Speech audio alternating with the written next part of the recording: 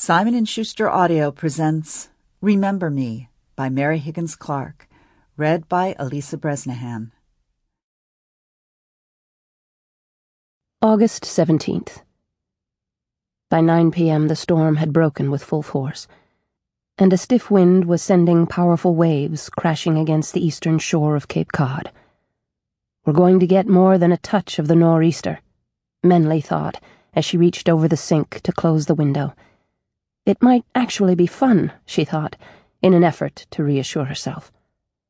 The Cape airports were closed, so Adam had rented a car to drive from Boston.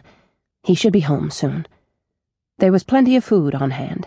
She had stocked up on candles, just in case the electricity went out.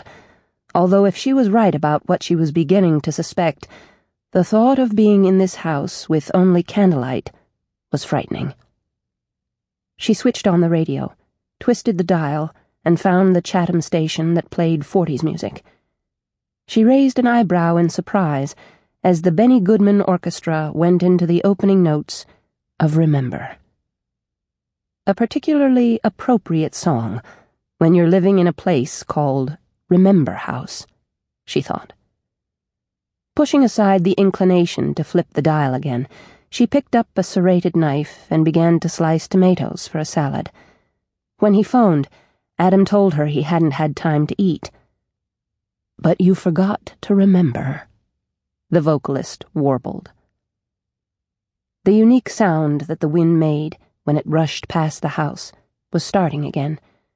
Perched high on the embankment over the churning water, the house became a kind of bellows in a windstorm, and the whooshing sound it emitted had the effect of a distant voice calling out, "Remember. Remember." The legend was that over the decades that peculiarity had given the house its name. Menley shivered as she reached for the celery. Adam will be here soon, she promised herself. He'd have a glass of wine while she made some pasta. There was a sudden noise. What was that? Had a door blown open? Or a window? Something was wrong. She snapped off the radio. The baby! Was she crying? Was that a cry or a muffled, gagging sound? Menley hurried to the counter, grabbed the monitor, and held it to her ear. Another choking gasp, and then nothing. The baby was choking. She rushed from the kitchen into the foyer, toward the staircase. The delicate fan-shaped window over the front door sent gray... Sample complete.